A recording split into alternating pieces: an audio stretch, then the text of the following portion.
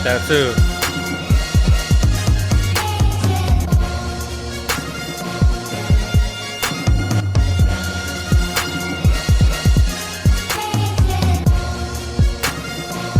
I mean, we could just focus on the ones that we want, you know what I mean? Like the ones that are going to gain more traction. I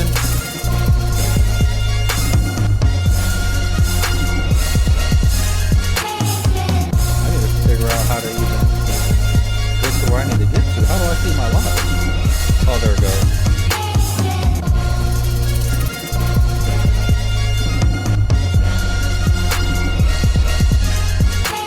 Huh? Well, the music is pretty loud. Really?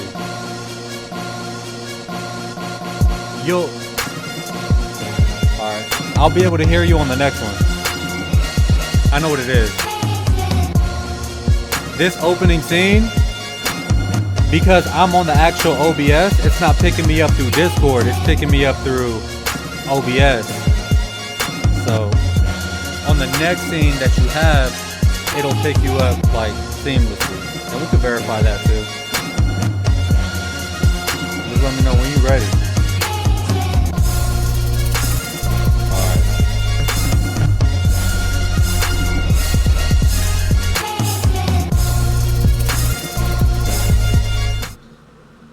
Alright, so we're live. We're live. Yes, sir. You should be able to hear yourself now perfectly. Yep. If you want to check. It's On good? top. Yep. Let me see how the connection's flowing. Yeah. Hey, what up, what up? Oh yeah, we're in there. We're good. Perfect. Finally got all that bullshit behind us. Man, This shit I had is to do it. This I shit had to is get it right. golden. Alright, so I got the chat Yes, pulled sir. up. So if anybody does come up in the chat, like last time we didn't see Cash, he was chatting with us. But Okay, what up, Cash? no, not this time around, but the last time around during the botched one. Okay. Now I got it up here, so if anybody does say something, I'll let you know what they say. Yeah. After, you know, but I mean, other than that, shit, welcome back to Shades of Game. I was about to say 2 games of Shade. 2 games of Shade. Let's get it. So basically, episode 1 was botched due to several issues with my laptop. Finally figured it out. Good.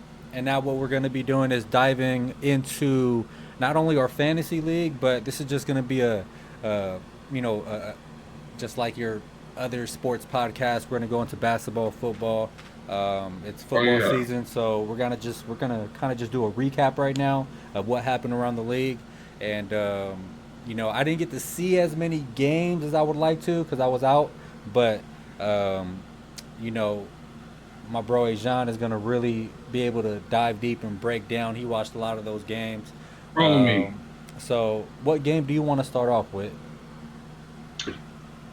Game of the week.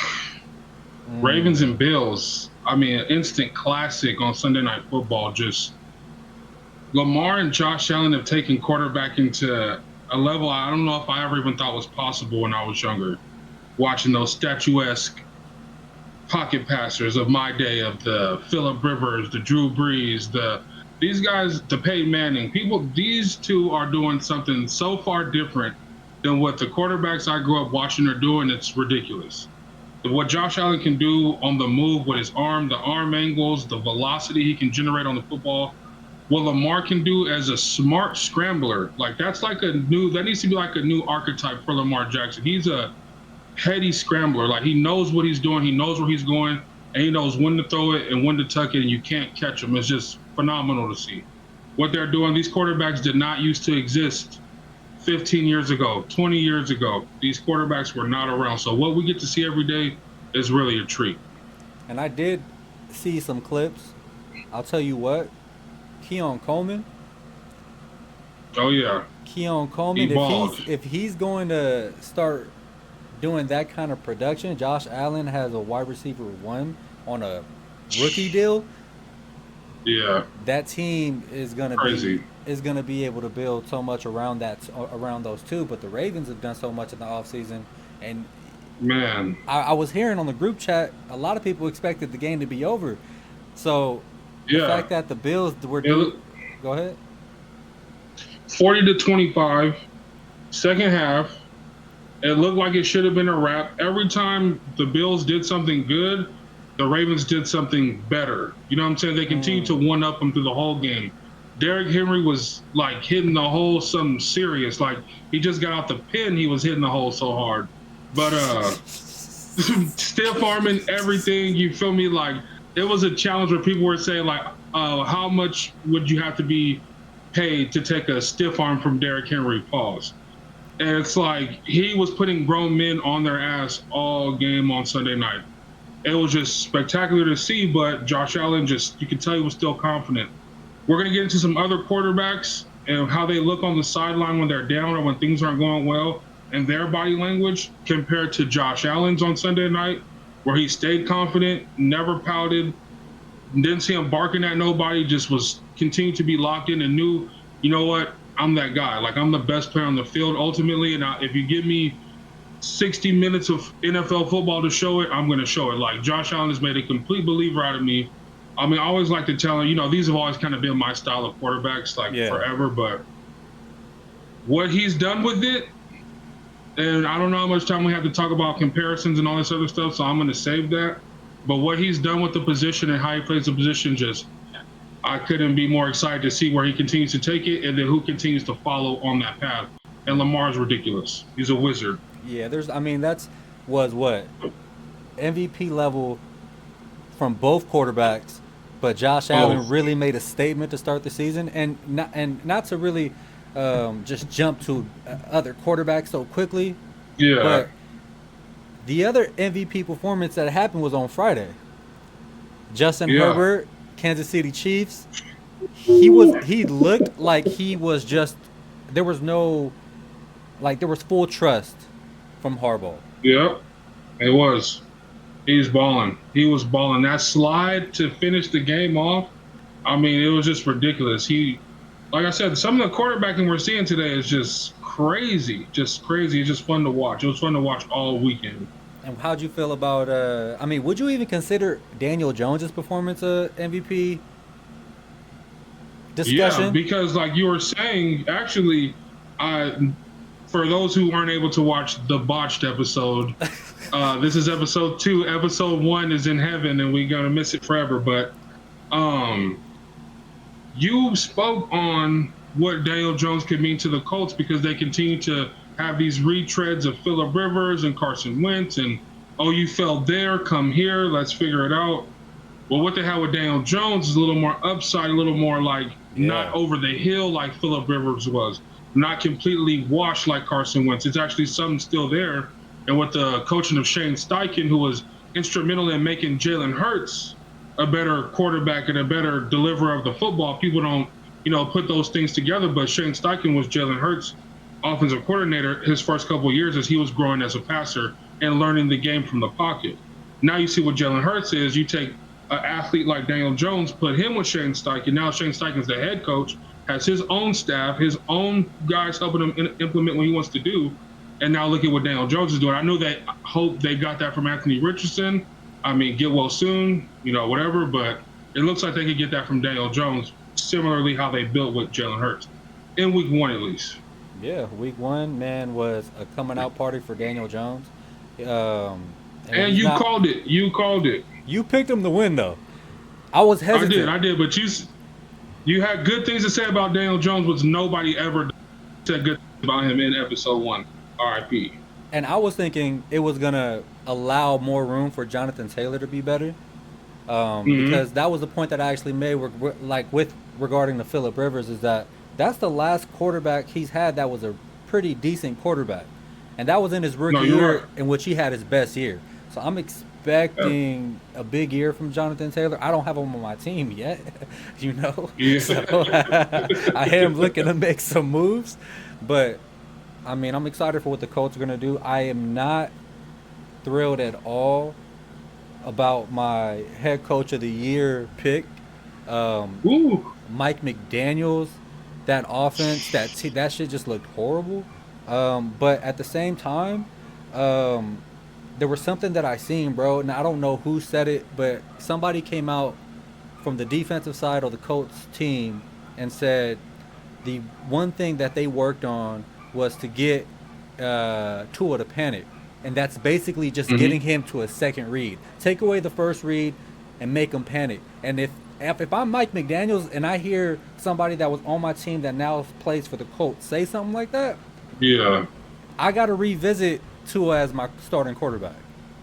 you do. Just a second read, that's all it It's tough. takes. But low key, Mike McDaniel's probably out of there too, and Tyreek Hill's probably out of there too.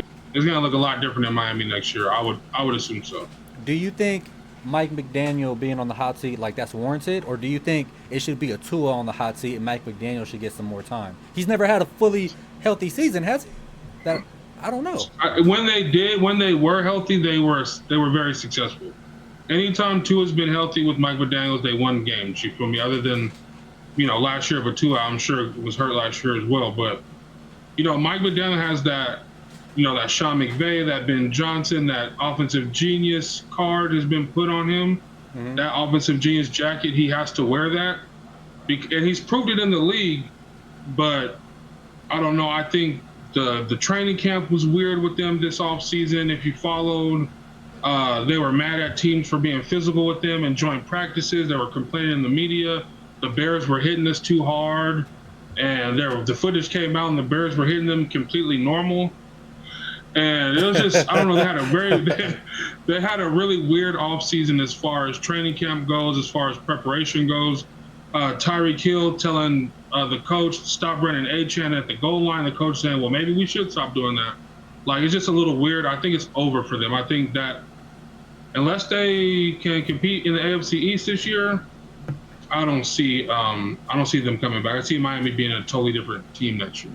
Is there anybody else that you can think of that you can put into that MVP Carver collide? Because we chose our MVPs at the start on episode one that Hmm. will never be Yep. anything. We chose our MVPs. I had chose Joe Burrow, and you had chose Baker Mayfield. Yeah. Baker Mayfield. Okay. So based off of those, just those choices, we got 1 week. Just based off of week one solely, no projecting any further. Who's your favorite? If do you have a top five? Is there even a top five?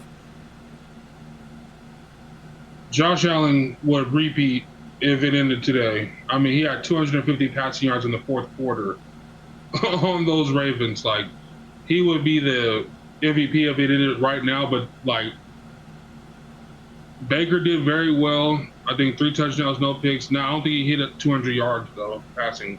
I'm not sure. Though. I have to double check that, but I don't think he threw for like a whole bunch of yards. But he had to have 3 touchdowns. Um, Joe Burrow wasn't good. No. They won, but he wasn't good. That was the game manager, Joe Mahomes Burrow. Mahomes lost, so anytime Mahomes loses, he kind of is going to lose ground because everybody's so used to him winning those games. Like winning that game on Friday night is what he usually would do. So I don't think he would be seriously considered as of right now. Lamar lost to the person who would win. Yeah. Who else balled? Daniel Jones balled. Aaron Rodgers 4 touchdowns, 250 plus yards in the air, no picks, and a win against his old team. I think he would be in consideration.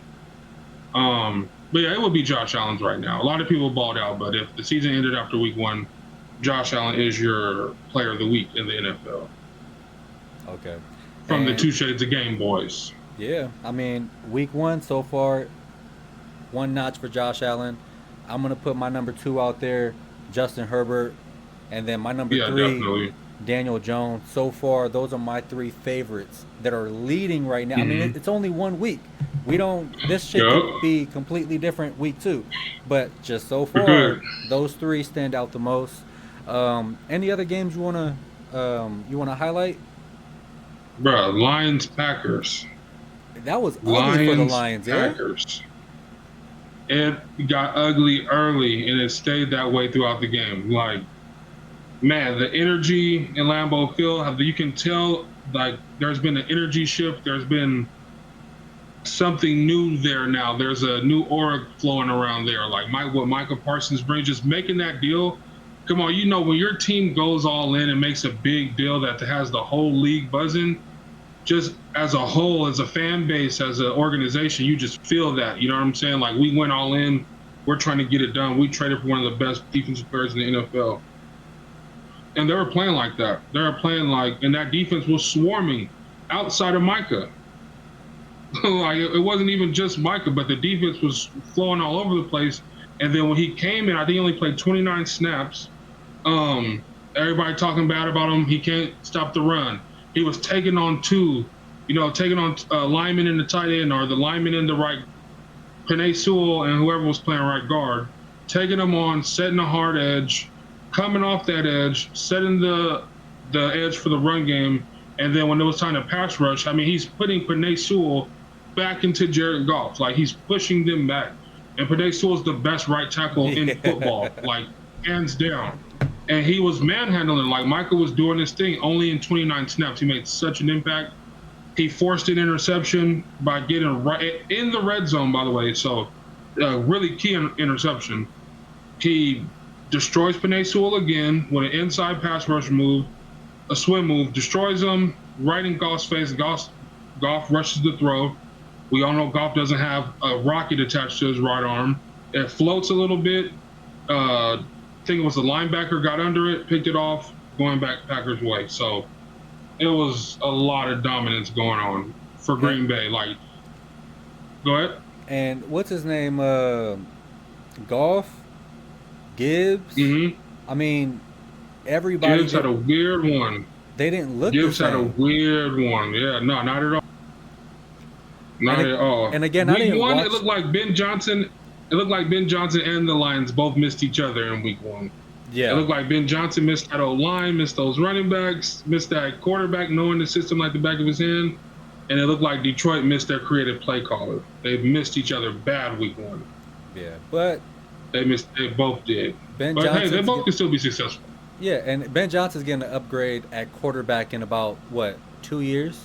In about 2 years, it's a yeah, my God, crazy upgrade. And people could just we could segue right from Ben Johnson's old team to Ben Johnson's new team. Yeah. And the Monday Night Football game. Man, what a start it was for anybody who has really interest in Caleb Williams or the Bears. I mean, you thought it's over. We're about to fly into the new era, the new order under Ben Johnson. 10 for 10 passing. 61 yards, timely rushes, ends up with a rushing touchdown, showed the whole Caleb Williams positive experience in that first quarter, on that first drive. Getting rushed, was it Van Ginkel on him or Cashman? I don't remember who was on him, but, hard rollout to the sideline, throws an absolute laser to Rome Odunze, who comes down with it on the same sideline. Just a throw that you could say Josh Allen can make that throw, Patrick Mahomes can make that throw. I'm not entirely too sure after that who could also make that throw routinely under pressure, under duress, with a pass rusher coming from this side and the sideline coming at you from this side. In that tiny window, getting his hips turned, making that throw is just, that's what the upside is. And I know people are hard on him in the media. People don't like him for whatever reason. The cut of his jib, as people would say, like something they seem off with him. He's not everybody's favorite, but man, if they just stay positive, just keep their heads down, do the work, the return they're going to get on the Caleb Williams investment is going to be ridiculous. But, it's not, you can't throw him in the microwave and he's going to be done. He's going to be ready. You got to slow bake it. And when he's ready, Josh Allen had 2 years where I don't even think he touched 60% completions for his first 2 seasons. And now you see what the return on that investment is. So, but it is what it is. They ultimately, all that was positive. They ultimately really shit the bed for that second half. Caleb missing wide open receivers, wide open targets, crucial third downs, crucial fourth downs. People are wide open. He's not hitting them. He's not taking sacks, but he was real jumpy in the pocket as Brian Flores started. Instead of just rushing forward, sending that fifth pass rusher, that really ended up bothering Caleb. And it looked like Brian Flores saved that. You know what I'm saying? So they couldn't make that adjustment at halftime. In the first half, Brian Flores was basically rushing forward. Come the third quarter, definitely get into the fourth, Brian Flores is sending more exotic blitzes. And it's messing with Caleb, it's messing with the flow. and Caleb's not trusting it downfield to let it rip for whatever reason. That's what they're going to have to figure out. That's correctable. I've seen it with other quarterbacks when they were young, before they had the experience in the reps. Everybody acts like it's only a Caleb Williams thing. No, a lot of quarterbacks have had that issue.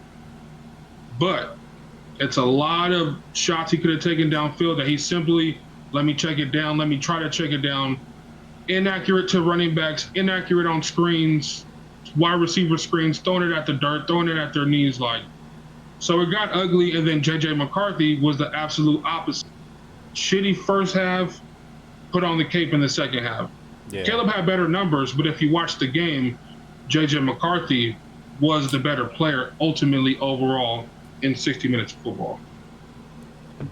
That shit, man. And from a fantasy perspective, you traded Dak for Caleb, something that I did not want to do, but again, I have CD, and I feel like Caleb with Rome, the way that looked there with 6 receptions.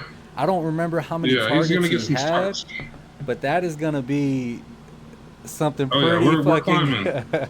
Yeah. I got a good dub in week 1 fantasy football wise. If you want to go and get into that now, or decide, I don't know if we want to touch on Cowboys. Did we touch on the Cowboys? We weren't able to, right? We weren't able to touch on the Cowboys, but so I want to let you go ahead and just give me your quick Cowboys take and how you feel after week 1 and how you feel going into week 2 and the rest of the season. Then we'll get to fantasy football. I think Dak looked good. I think the offense looked good. We were just, missed opportunities. And of course, you can just point to CD Lamb, but missed opportunities all around after that delay of game. Both teams didn't look too well. Nobody could really move the ball. And it just so happened to be that the Eagles' defense is just a little bit better than the Cowboys' defense. Even with all the losses that they've had on the defensive end, they have young guys that are hungry, that are athletic, that can make plays, compared to the Cowboys that they just always seem to fall short. And although our defense did well, I don't even want to even say that it was a defensive second half, just simply for the fact that they just finished having a small thunderstorm. And I think that is what affected the game more than anything. Grass is wet, balls are wet, guys had to sit for an hour. Pause. Guys had to sit for an hour and get themselves warmed up again. But then ultimately it just came down to CD Lamb trying to catch the ball with his palms. Not trying to, you know what I'm saying? He was out there doing this. You're right. Like, what is happening? I was disappointed because I really believed that we were going to win that game. I liked the way we looked. If we're able to keep the flow, that rhythm going, I think Dak Prescott going into game 2 against the Giants should show out. That offense should show out. But it doesn't change the outlook that I have on this team, which has been, realistically, like, if I don't just bullshit, 10 wins max. Okay. You know what I'm saying? Some I feel it, yeah. A big year from Dak, a big year from CD, but I don't see much other than that. But yeah, that's my take on that. I like it. So to go into Cowboys energy. So to go into the fantasy football aspect of it, let's start with the biggest game of the week. I think the biggest game of the week was the one that had some money on the line. Okay. Let me see. Let me try to. I got to get to the. Okay, Suge Money and Booty Sweat. I think they had $30, and Suge Money was Suge Money was projected to lose that game, and he came out with the W, 126 to 113. Wow. And to go over some of this stat line that kind of helped him, Suge Money had Kyler Murray on the team, gave him 18. Jonathan Taylor gave him a little 13. Alvin Kamara basically gave him 14. St. Brown gave him 10, didn't do much. Devontae didn't do much. Pitts outperformed what he was projected. Marvin Harrison outperformed what he was projected. Sutton outperformed what he was projected. And he didn't really leave much money on the bench. Other than Diggs, little 14. Kincaid, Lil Mm-hmm. 15. Yeah. But to me, and I don't know if you feel this way, I'd like to know, based off Booty Sweat's team and Suge Money's team, Mm-hmm. did Suge Money get lucky? Low key, I mean, I don't know what Booty Sweat is ultimately doing with Tyrone Tracy Jr., depending on him as one of his flexes week in and week out Yeah. with Jerome Ford. I don't know what he's expecting to get there. I think he's going to, well, I mean, obviously next week he could easily pivot to Debo Samuel and Keon Coleman or Chris Olave or Jordan Mason, who had a lot of carries for the Vikings. So I think he Yeah. kind of just started the wrong guys, especially in his flex spots. And I not mean, there's no way I have Booty Sweat's team and I'm starting Jerome Ford and Tyrone Tracy over Ridley, Debo, Olave, Keon Coleman, Jordan Mason. yeah. Like all I those guys are probably I'm personally starting them over those two. I like Jerome Ford as a start against Cincinnati because Cincinnati that's a bad defense. Um, I like it. I don't like the Tracy, like you said, over Ridley, Samuel, or Coleman. And I would have personally started Samuel. I don't know if I would have started Ridley. Mm-hmm. I would have did the exact same thing he did with Coleman, as far as just Yeah, wait and wait, see. wait and see. And now he's fucking shown up. I Yeah. don't think. I Oh mean, he's yeah. playing against the Jets next week. Keon Coleman against the Jets, and He could probably eat there. I think so too. I think I may Yeah, I play think he eats Coleman in there week again. 2. But the reason why I kind of Yeah. said he got lucky is not for the fact that, right? I mean, his team didn't really perform either. But Gibbs, 19 yards rushing. I don't Yeah, he think still that's. got the 15 points. I mean, yeah, but imagine if he performed the way Yeah, he's just supposed like, to, yeah, right? for real. And then you Mm-hmm. get the Panthers being completely slowed down by Jacksonville, two bad teams. Mm. Normally, that's a game where Booty running back. Sweat, Go ahead. Booty Sweat starting two Carolina Panthers. He's going to do that every week. Yeah, that's where that was my next. That's not predictable. That's not something you could really say.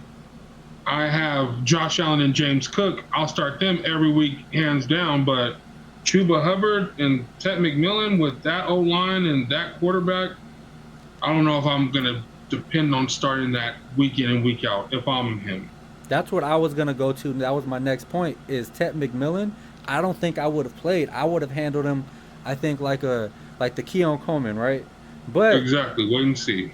it ultimately ended up being where, I mean, Not too bad. nobody else gave you anything else. So that was the best option, and he Yeah. came out with the best option. But I mean, Yeah, not too bad. ultimately, out of these two teams right here, um, did it play out how it was supposed to play out? If you look at these rosters, Yeah. I To me, like I said, I think Booty Sweat has a good team, but I just think the Ravens versus the Bills, I'm not starting no defense versus the Bills. yeah, That got you -7. yeah, me neither. Ford and Tracy Jr., I'm not starting them over some of these receivers. Like, I'm probably, seriously, if it's really me, I'm starting probably Debo and Olave before I'm starting these two running backs who I don't know what I'm going to get week to week. I don't trust the offensive lines. I don't trust the quarterbacks. I'm not going to start these running backs just because I think they might get RB1 type work. It doesn't matter when you don't have a line and when you don't have the play calling to really thrive week 1. Yeah, yeah. I mean, he has some solid pieces now. Um, I don't know if Keon Coleman, man, I don't think I'll take him out from this point forward. If Keon Coleman, let's just say he does sit him out, and if Keon Coleman does give you um, a second, right, a second game, not even too big of a game, but just let's just say Keon Coleman just gives them some consistency. He gives them a 12 to Mm-hmm. 15 points, Yep. but looks like he's the clear number one. He has that targets. He's got a few receptions. I mean, Mm-hmm. I think Keon Coleman is that sleeper that might help him elevate his team and could low key push him to the playoffs and maybe even win the league. I'm gonna be honest with you. Yeah. And if Drake London starts to show up, he lost Kittle. So if you need a tight end, hit me, man. Come on, hit me. Come to Hey, this. You know what I'm saying? Let me know if you need a tight I end. got Hawkinson. I got Hawkinson and Tyler Warren. So Ooh, Tyler. you That's I'm gonna get onto that one later, man. So as expected, I think, like you just said, and I kind of agree too. Suge Money won. That's who I thought was gonna win that game. hmm Now let's go on to the next one. It was Jamar Mar Binks to Infinity and Bijan. Okay, I All think right. we're pretty What a game! What a game from these two. now. Jamar Mar Binks got lucky, yeah. With Just about every fucking body, ooh, other than Chase and Brown. Like ooh. for how bad for how early he reached for Etienne, Igbuka, even Hollywood Brown. Like it just paid off for him. Paid off.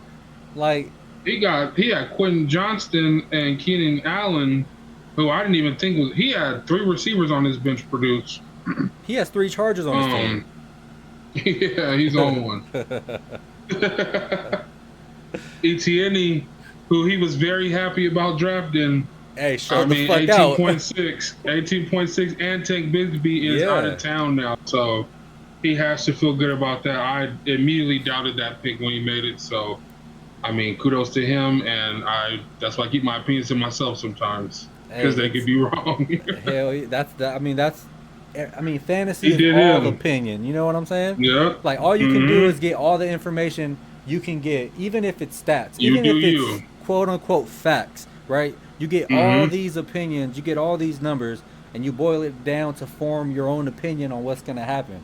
And he just happened to be right on Etienne, and he reached. Yeah. He reached. He drafted him early. Yeah. So, I mean, good for him. I think he gets his ass handed to him week 2 because he plays me. Oh shit. Nah, but I don't know if he gets lucky again a second week in a row. Because Etienne could, just like Herbert, right, had a great week 1 game, right? But Justin Herbert could go back to exactly what he's been doing, which is he can have a decent ass manager game instead of having an MVP to style performance. Yep. You know what I mean? I mean, but at the same time, if you're Jamar Mar Binks, you got to say Jamar Chase shouldn't do that to me again. AJ Brown hopefully doesn't do that to me again, where they combine for not even 6, 7 points together from 2, top dog receivers in the league. That especially he had the first pick.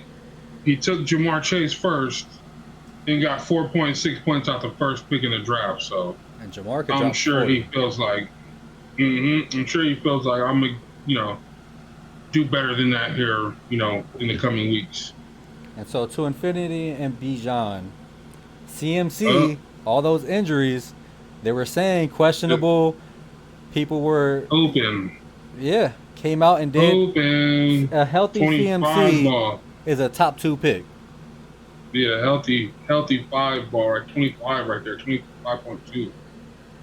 Gotta love it. Only thing, I mean, Mark Andrews didn't give him much, Nico didn't give him much, but everybody else showed up, and starting the Broncos defense versus Tennessee, getting 16 points from your defense is that's top tier.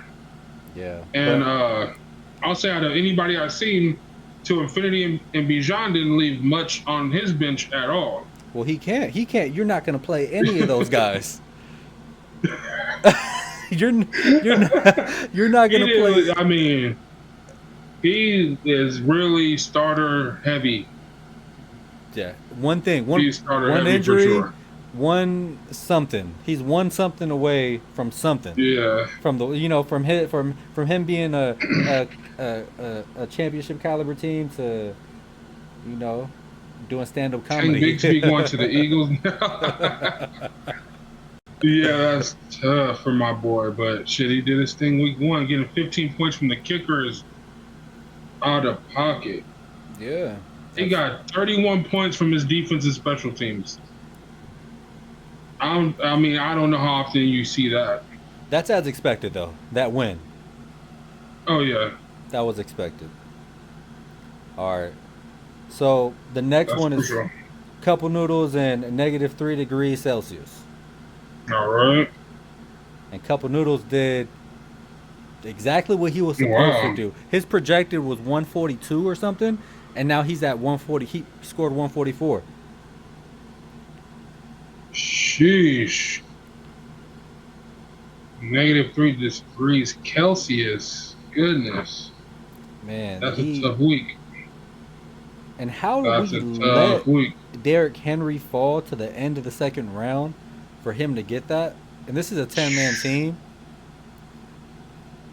Jaden, Saquon, Derrick Henry, Lad McConkey, Zay Flowers, who balled the fuck out, David Njoku, Kenneth Walker, Pollard. I mean, he has just a phenomenal roster. I mean, And it kind of is what it is. and then money on the bench. Pittman. Yeah. Hell He could have yeah, swapped out for dub. Pittman. Again, one of my favorite teams right here. I think, man, he did Yeah. a solid ass win, and it was exactly what was expected. I mean, again, -3 degrees Celsius has to do something to straighten up that team, strengthen up that Yeah. team. I think trading Joe Bro. Burrow is his really only option, unless he tries to trade like Jency or Bucky. But you kind of have to wait right now because they didn't really You go gotta wait. crazy. Yeah. Yeah. That's tough. But as expected, that win. Um, Yep. let's go ahead and cover. Let's go since you put off the dub. Let's pull off my. Let's go for mindset first since I lost, and then we'll cover yours at Okay. the end. So I was projected to win 144 to 139, and I lost 139 to 116. But give me your take. He had Josh Allen. He had Yeah. Bijan Robinson. I mean, that is, and then he got good consistency from Kyron Williams giving him 14, Jerry Judy giving him 13.6, Mike Evans giving him 10, Josh Jacobs with the 14. I mean, but it's the top two, the quarterback and the running back. I mean, Yeah. that's a lot of production, especially for your quarterback to not even put no fight up against what Josh Allen brought. Your running backs did well. CeeDee Lamb did great, but McLaurin really let you down too. A Yeah. lot of wide receiver ones though. In week one, you had a lot of wide receiver ones who Brian Thomas Jr. didn't do much, Malik Neighbors didn't do much, A. Brown didn't do much, Jamar Chase. So I think everybody's had to stay patient when it comes to those players. Just understand, you know who they are, you know why you drafted them. But yeah, it was the top two. I mean, other than that, it was pretty. It would have been a lot closer, lot closer if you get anything more from Bo Nix and McLaurin shows up at all. Like Texans Yeah. defense did you well. Mm, you didn't leave too much money on your bench either. Dak wouldn't have gotten you much more than Bo Nix did. Yeah. And then Dobbins over Metcalf, 2 more points. Yeah, Maybe I could have put it's a Metcalf tough one. where Terry was, but again, the Commander should have did something with it. Should have been able to do a little bit more against the Giants offensively. 21 points for how bad that team is. Um, I don't know. Maybe I'm just reaching here. Um, but yeah, I don't like that. I think this may be what a consistent floor is for me.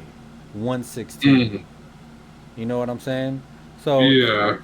I don't know if this is my bad week. Let's just say I hope it is for my sake that this is my bad Hmm. week and this is what my bad week looks like at 116. I'm optimistic, but I don't want to be that team where everyone has their best weeks against me and there's Yeah. nothing I can do. You know what I mean?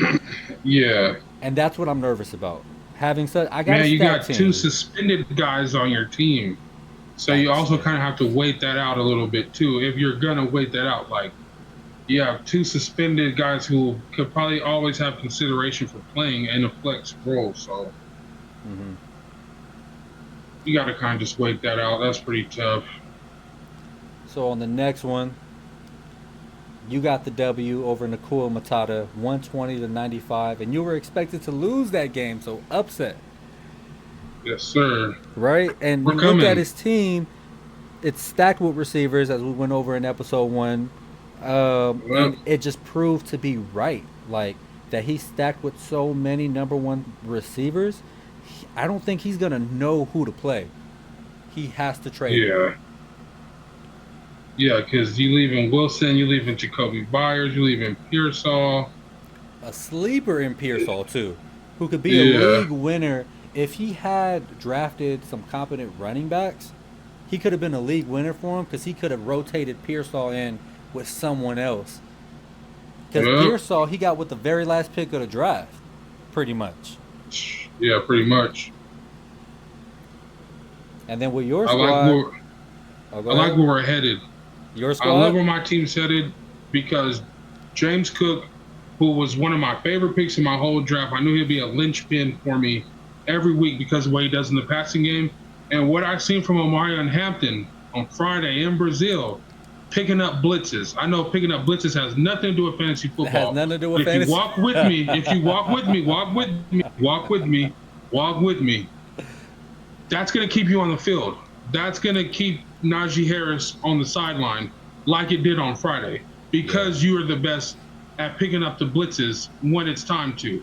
So that's going to keep you on the field. He didn't get that many balls thrown his way, but he's on the field so much because he clearly is the better of the two at picking up the blitzing linebackers. He was stuffing them all night. If you watch that game, if you pay attention to that game, Pause. I was like, oh yeah, this is perfect. This is perfect because he is really doing a great job of picking up the blitz every single time. If you look around the league, you see running backs who just get blown up all the time. Omarion Hampton, as a rookie, his first game in the league versus the Chiefs, this is true tranquil coming at him. This is good defensive players coming at him, and he's picking them up every time. I wish I had the numbers with me. Next week, I'll start, having more numbers with me to make sure I give you guys the right information. But he had way more snaps than Najee Harris in week 1. The rookie had way more snaps than the vet. I think that continues going forward. I think Harbaugh continues to leave him in because he gets the tough yards in between the tackles. He's good. He's going to be really good for them in the red zone. And like I said, he's picking up those blitzes for Justin Herbert. So I love what Amon Hampton's going to be able to do. Brian Thomas didn't give me much. Malik Neighbors didn't give me much. Hawkinson, get well soon. He's about to be on the bench for Tyler Warren. He's about to hit the bench for Tyler Warren basically for the rest of the season, except for, if I could find a good matchup throughout the year. Aaron 9 Jones. targets for Tyler Warren, bro. If that's Yeah, he's like that. Daniel, he's like that. If that's what Daniel He Jones is is like gonna that. make this dude the second coming of Darren Waller, bro, He's like that. you gotta trust me. a steal. The fact that Daniel Jones could actually get him the rock, he's really like that. So I'm super happy with that pick. Krosky, I kind of drafted him. He had all the hype, the preseason hype, the training camp hype. Wanted to see what it would look like in week 1. Looked pretty solid. I know Khalil Shakir could always be a spot starter for me. And, Caleb is going to get his chance to be my starting quarterback as well with Baker, matchup dependent for the rest of the season. So, we're locked in. We're young. We're locked in. We're full of potential. And I think week 1 will probably be one of our lower scoring weeks as we go forward into the season. So, Okay, so 1-0, baby. You see the floor being 120. Yeah, I think that's going to be one of our worst weeks going forward because not only do my top two picks are Malik Neighbors and Brian Thomas Jr. Those are the first people I hustled up to that board to go put on my team. So I'm expecting almost double that production week in and week out. I know what James Cook is going to give me. My bad. I'm going to cut you off. But Sean, Nakua Matata, who I played, you got lucky as fuck. Oh, that's all well and good. Luck is 1-0. Unlucky is 0-1. So I'll be lucky all day. Shouts out to you, my brother. Hey, and if you go ahead. I have some things to say about his team and how it went for him too this week. Yeah, if you ever want to join in, Sean, just let us know too. We got a Discord you could join in from, or I could send you a link to stream directly from your phone too. So holler at us. Yeah, if you ever wanted to join in, let us know. But what were you gonna say about his team? That they're trash? I wasn't gonna do that. I wasn't gonna do that. But the thing with his team was Xavier Worthy getting hurt first play of the game, First damn near. play, You know what yeah, I'm saying? yeah. And I want to say Brock Bowers was cooking, and he ended up leaving the game early, if I'm not mistaken, in the Raiders game, and he was cooking. And I don't know So how injuries early really to, yeah. plagued. I know. It had to be later in the game, but I know he didn't finish the game. So I know there was still a little meat left on that bone. Pause. Uh, Xavier, but Nakua and Justin Jefferson did what they had to do because I'm watching Monday Night Football, right? I have the Yeah. lead on this guy by a little bit. I have Rome, Aaron Jones, and TJ Hawkinson versus Justin Jefferson, 3 versus 1. I just needed them 3 to beat him, and I was going to win this week. When Justin Jefferson scored his touchdown, he was beating me. His 3 versus 1 was winning at the time.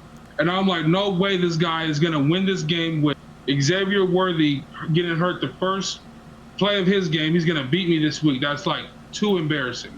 Luckily, it all worked out, especially once Aaron Jones caught that touchdown pass. It was like, okay, we're clearing him now. But it was getting spooky there because of how filthy Justin Jefferson is as a player. Yeah, and if he joins right now, I'm not sure if he will, but I am Mm-hmm. looking. I am interested in kind of knowing if he will even give us some kind of that insight, what he plans to do or wants to do with all those fucking receivers. Like Isaiah Pacheco, I don't. I don't. That's where I was kind of confident once I seen that was his running back situation. It Yeah. left me feeling like, okay, I know my running back situation. He has sick receivers in a sick tight end, but I knew my running back situation was gonna be profitable for me regardless, because I just know these players and what they're gonna. Of course, Amarion Hampton playing his first game, I don't know, but he was my favorite running back coming out the draft. We're not talking draft. Where I liked Amarion Hampton over Ashton Genty coming out of college, but yeah, man, we're young and we're getting it. We're gonna be getting it all season.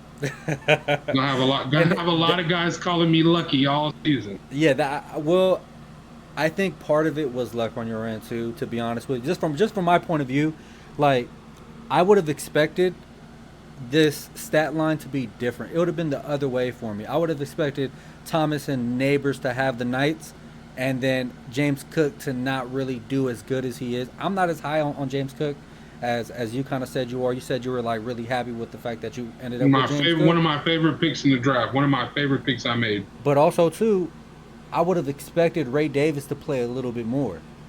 I would have expected Ray Davis to be involved a little bit more, kind of like how he was.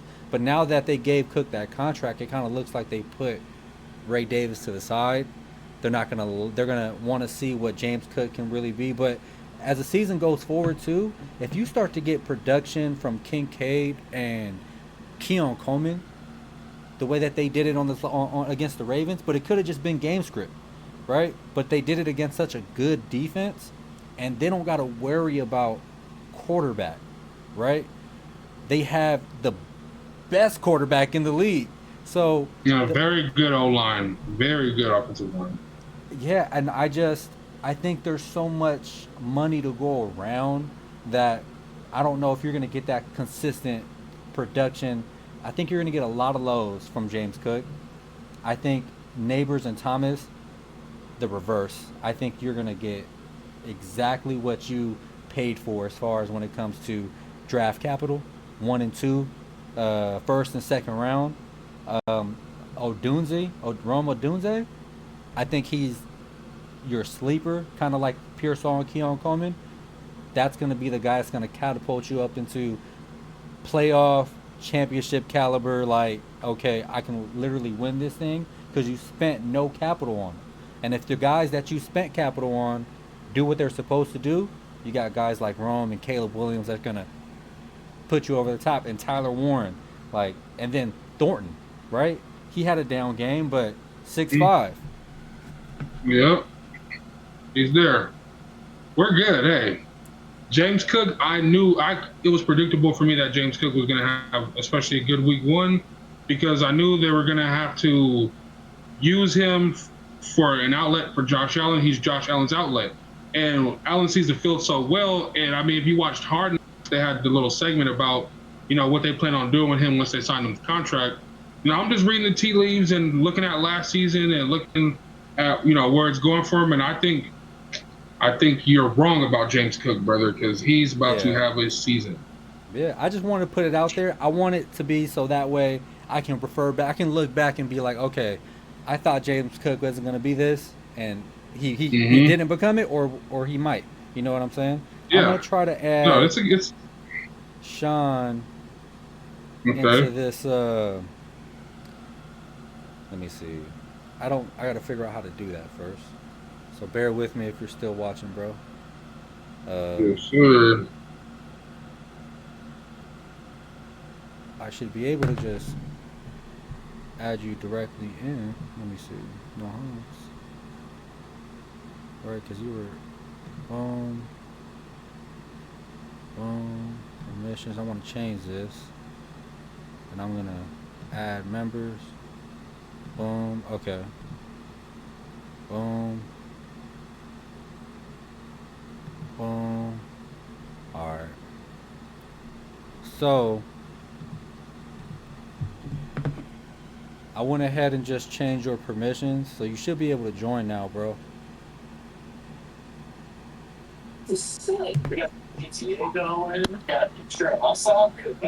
Yo, yo, yo. Am I in here? What up with it? Oh, you're in yes, here, sir. Bro. Oh, welcome nice. aboard.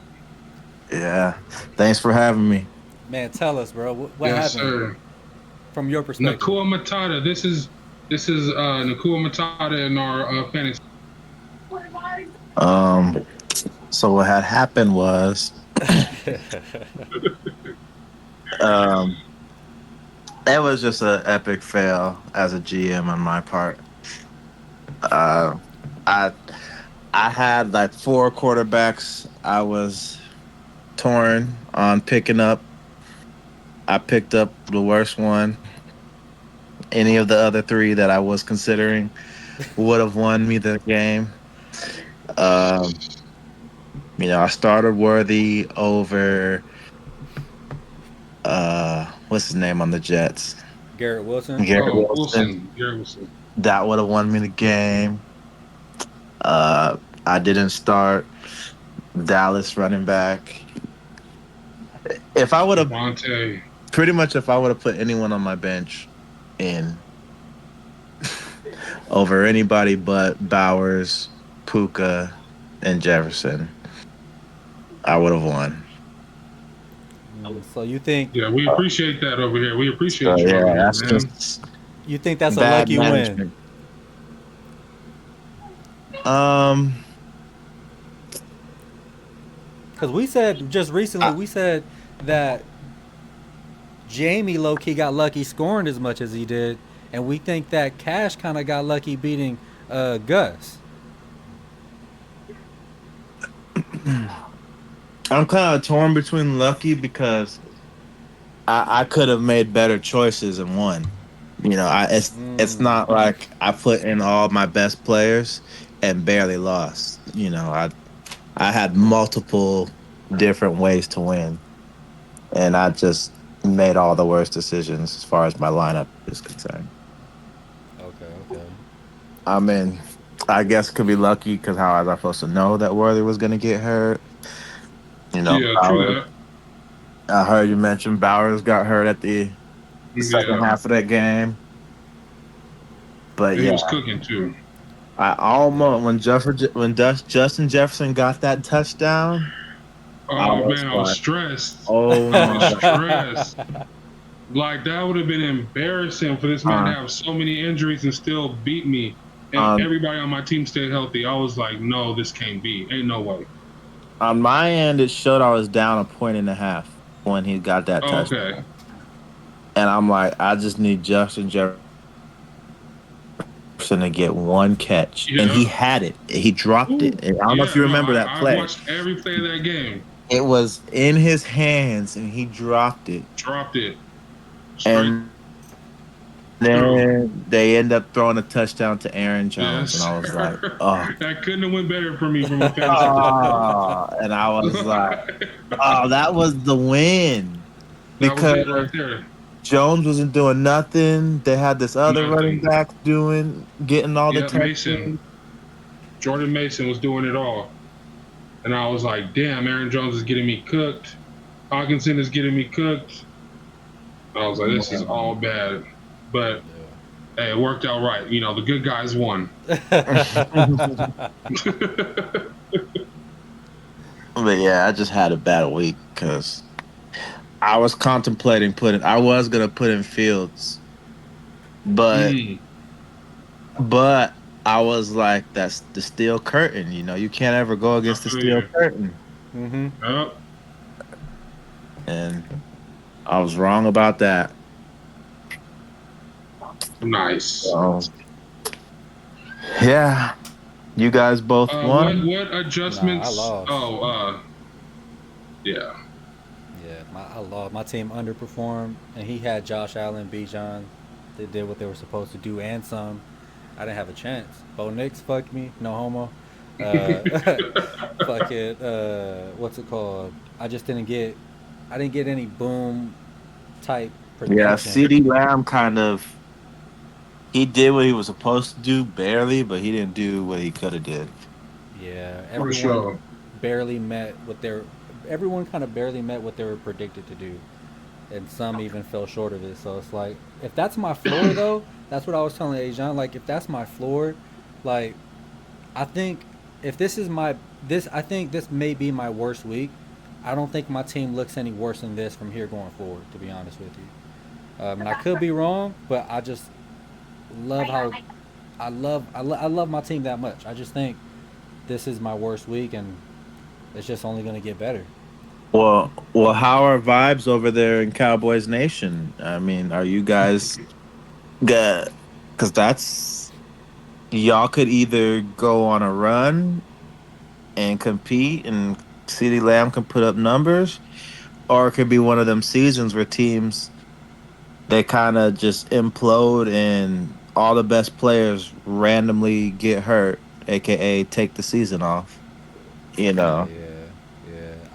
I was just telling him about that too. Like, I don't have crazy high expectations for the Cowboys. Like, in a realistic aspect, like when it comes to winning games and stuff like that. Like, fantasy is completely different. I do expect Dak and CD to kind of get theirs as long as they're healthy, especially if Dak looks the way that he looked. But um, Dak is just like one of those quarterbacks. He's not consistent. He's not going to give you like Lamar production, shit. Those top tier quarterback Hmm. level productions. He's not even gonna give you like Jared Goff type production. Like I put him in the same category as Justin Herbert, Tony Romo, guys that like show up. I mean, sometimes even Justin Fields, shit. They can have great Kirk games. Cousins. Kirk Cousins, yeah, he's that kind of quarterback. So it's like maximum, I think we win about 10 games, and I think it's very realistic that we get a lot of L's this year. It's very realistic because our defense is bad, and I don't know if Dak can like compete with high scoring teams. And yeah, Well, that's why I was asking because when teams start losing, people they get a scratch and they're out for the game. no, yeah. Hmm. Their heart's not in it. Uh, I will say CD is the only one that worries me about that because like I mean he's a wide receiver. All wide receivers are pretty much divas, right? Yeah. Hmm. But I think I don't know, man. I would be also. I don't think CD's on that tier of Jamar and Justin. Like he doesn't. He's a nonchalant, smooth, operating receiver. He's not a dog. Like he doesn't have that thing that you know what I'm saying. Like just Oh to yeah. me, I think Jamar and Justin are another tier, and they act a certain way to make me believe it compared to CD. CD Hmm. mopes more than any, more. I've seen CD mope around more than actually seeing him hype and feel like he can just take over a game. I see what you're saying. When it's going good, it's going great. When it's not, he's gonna fold. He's gonna hide. He shrinks in those moments. He don't make it happen like them dogs. You know what I'm saying? Yeah. So Like, we got in the chat. Sorry to interrupt real quick, bro. We got in the chat straight up dimes. I think that's Gus, if I'm not mistaken. But he said Dak looked good. CD got to put some stickums on his gloves, and he doesn't have the X factor. Like, yeah, I agree with that. But go ahead. And if you ever wanted to join up, bro, we got a Discord. You could also join the conversation that way. yes, If you ever sir. wanted to join the, you know, the festivities. But go ahead, bro. My bad. Talking to Sean. No, you, because I cut you off just to. Oh yeah, no, that's all good. I was just making my point about CD as far as him being a little too fair weathered when things are going rough. But that's kind of the Cowboys culture, you know, over the last however long. You know what I'm saying? That's why the playoff, you know, situations have happened how they've happened. You know what I mean? Like Yeah. not working well, you know, in that first round, can't get past it. What have you guys? You guys were running like 12 games a season, 13 games a season, you know, before these last couple of years. So it's just that when things are going well, they're going well, and as soon as they're not, it's not a lot of fight back. You know what I'm saying? But hey, if I was you, once you know the middle of the season happens, you know what I'm saying, and if you guys aren't in it, you guys got 2 first-round picks. There's damn near nothing more valuable than that in the NFL If when it I'm, comes to teams that aren't competitive. if I'm Jerry Jones but we can't do that because we just signed him, I would have moved shit. I'm starting over. Dak, you're Yeah. gone. CD, you're gone. Diggs, I'm not winning a championship with this team. You're not. Exactly. So you're gonna try to Yep. build pieces. You're gonna try to put pieces around an aging quarterback, and by the time the pieces that we can put something around him with, or even like CD, CD's gonna Yeah. be on the decline at that 29 age where You he doesn't look as don't really good. want to pay him again. Yeah. Yeah. So we're I in a feel you. weird situation. I think we're in the middle of a rebuilding, successful season type shit, like which I hate. I just Oh yeah. All Cowboys fans out there in the world, get ready for my draft board. My big board's going to be coming after week 4 of the college football season. I have my first big board. We're going to predict this year's draft as we go, and who are the best players for the teams that need these players, and see how right, you know, the Two Shades of Game podcast can be when it comes to predicting the draft next year. And Cowboys fans, I'm sure, will be looking forward to that after like week 5 or 6. So, what do you think about the Rams, Sean? They lost to the Texans. No, they won. They beat the Texans. They beat won. them 14-9. So, what do you think about the No, who outlook won? on that? No, did it? Yeah, whoever I The picked. Rams won. Okay.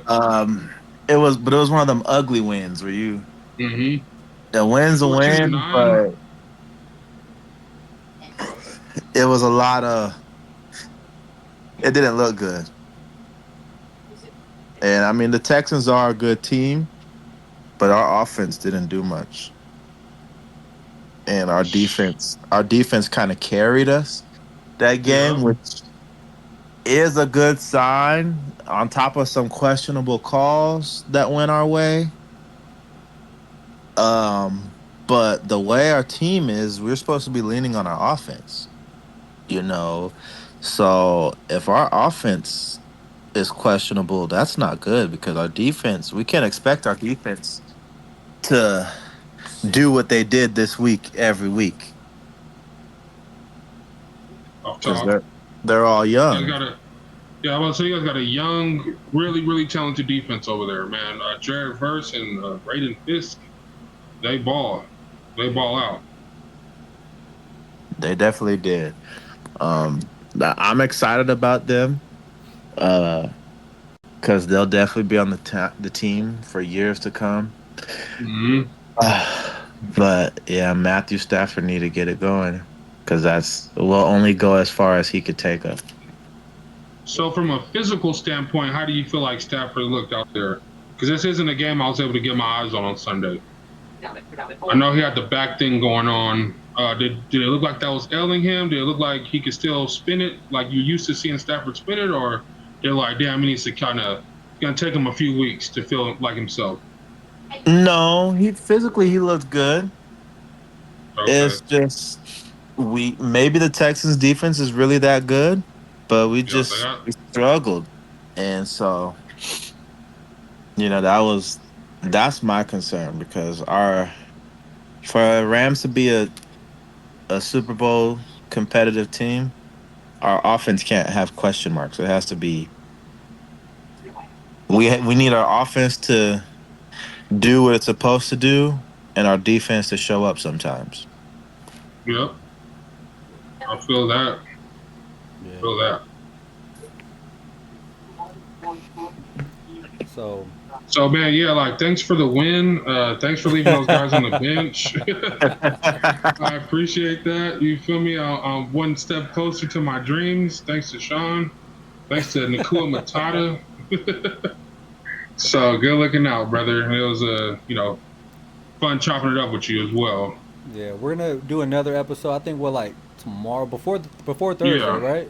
So before Thursday for sure. before this, so we can put our predictions in for who's gonna win, like for the real NFL games, and then also just kind of Hmm. put our predictions in for the fantasy football league. Um, but shit, but yeah, man, a good episode 2 so far. Gonna watch it back, Fire. make some Yep. Make sure clips. it's good. Yeah, Yep.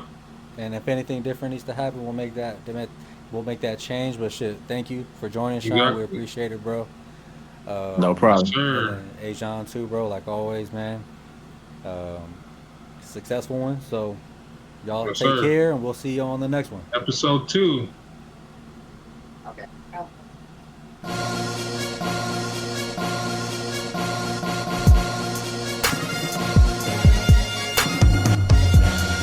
Bitch, bitch. That was hard. I'm gonna let this play just for a couple seconds,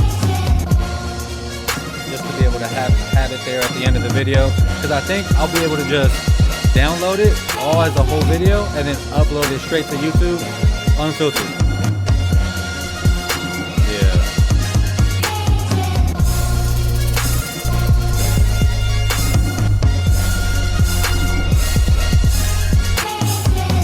Okay, cool. Because I wasn't looking at it.